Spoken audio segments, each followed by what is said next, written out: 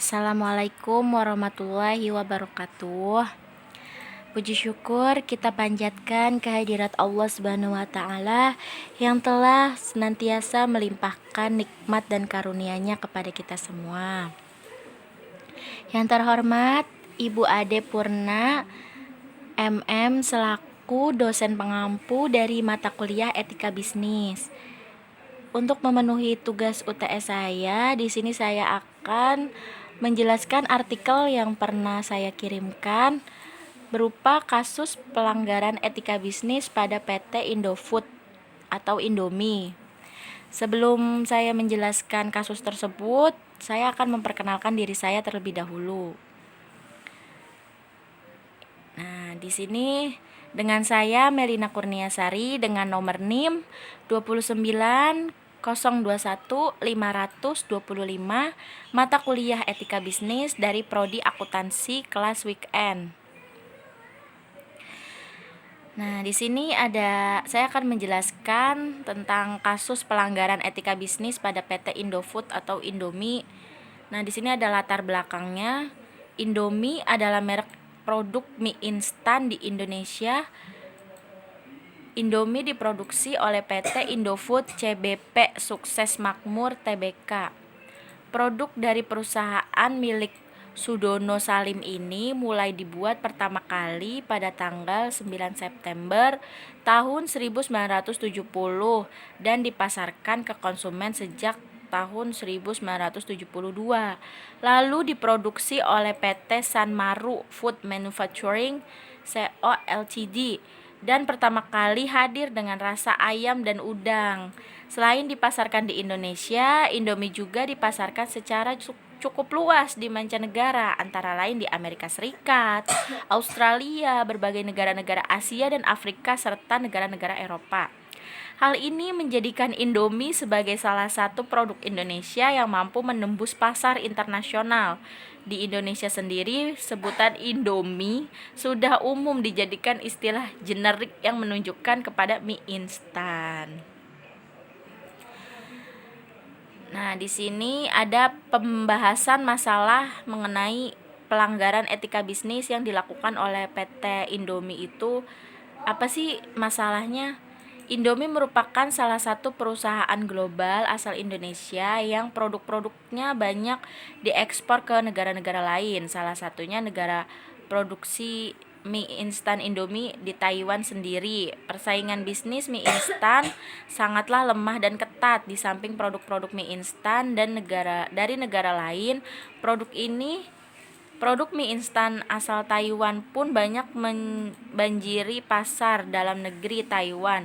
Harga yang ditawarkan oleh Indomie sekitar 1.500, tidak jauh berbeda dengan harga Indomie di Indonesia, sedangkan mie instan asal Taiwan dijual dengan harga mencapai 5.000 per bungkusnya. Di samping yang harganya murah, Indomie juga memiliki beberapa keunggulan dibandingkan dengan produk mie instan asal Taiwan tersebut, yaitu memiliki berbagai varian rasa yang ditawarkan kepada konsumen dan juga banyak TKI atau TKW asal Indonesia yang menjadi konsumen favorit dari produk Indomie. Selain karena harganya yang murah, juga mereka sudah familiar dengan produk Indomie tersebut. Tentu saja hal itu menjadi batu sandungan bagi produk mie instan asal Taiwan. Produk mereka menjadi kurang diminati karena harganya yang mahal, sehingga disinyalir pihak perindustrian Taiwan mengklaim telah melakukan penelitian terhadap produk Indomie dan menyatakan bahwa produk tersebut tidak layak dikonsumsi karena mengandung beberapa bahan kimia yang dapat membahayakan bagi kesehatan. Hal tersebut sontak dibantu oleh pihak PT Indofood selaku produsen Indomie.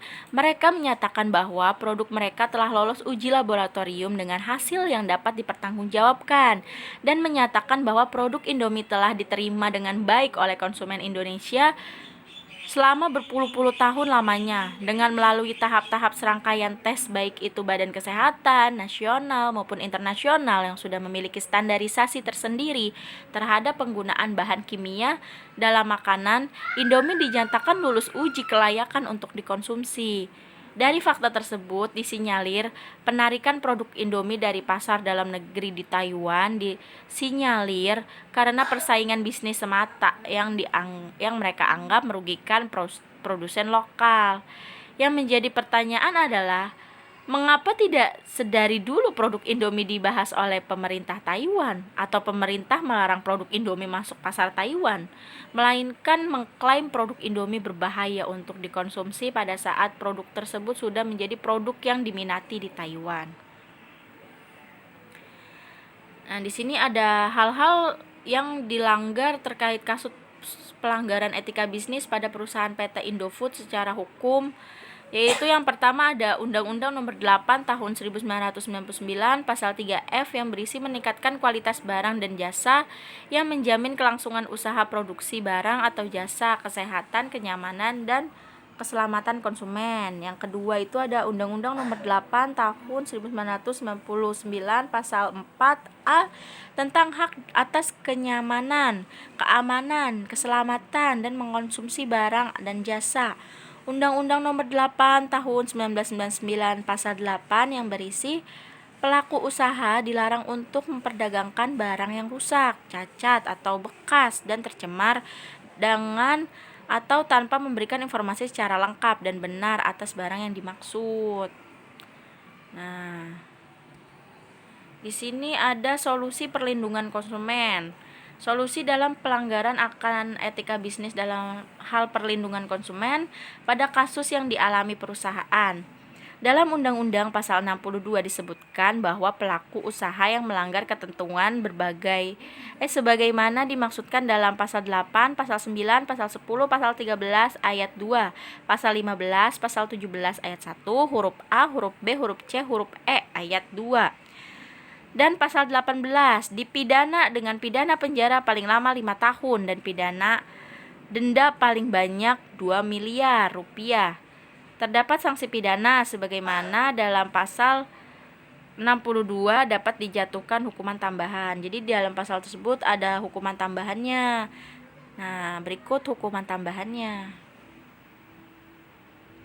Yang pertama, perampasan barang tertentu. Yang kedua, pengumuman putusan hakim. Yang ketiga, pembayaran ganti rugi. Yang keempat, pemerintah menghentikan kegiatan tertentu yang menyebabkan timbulnya kerugian konsumen.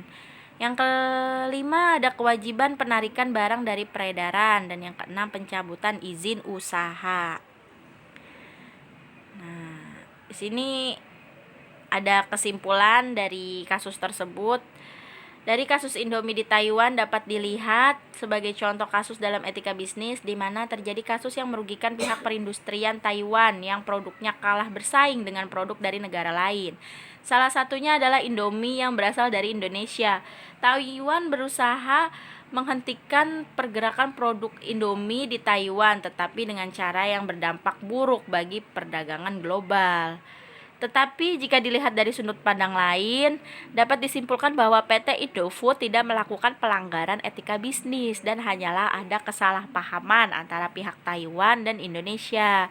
Masalah tersebut bertambah karena produk Indomie yang dipasarkan di Taiwan seharusnya untuk dikonsumsi di Indonesia bukan di Taiwan, sehingga terjadilah kasus penarikan produk Indomie di pasaran Taiwan karena standar yang ditetapkan Taiwan dengan Indonesia berbeda. Nah, di sini ada saran bagi pihak perindustrian Taiwan agar tidak serta-merta menyatakan bahwa produk Indomie berbahaya untuk dikonsumsi apabila ingin melindungi produsen dalam negeri. Pemerintah bisa membuat perjanjian dan kesepakatan yang lebih ketat sebelumnya dalam proses ekspor dan impor. Karena kasus tersebut berdampak besar bagi produk Indomie yang telah dikenal oleh masyarakat Indonesia maupun warga negara lain yang negaranya memperdagangkan Indomie asal Indonesia. Nah, demikian yang dapat saya sampaikan mengenai kasus pelanggaran etika bisnis pada PT Indomie. Mohon maaf apabila ada kata-kata yang kurang berkenan atau ada segala bentuk kekurangan dari saya. Terima kasih telah menyimak penjelasan saya. Wabillahi taufiq wal hidayah. Wassalamualaikum warahmatullahi wabarakatuh.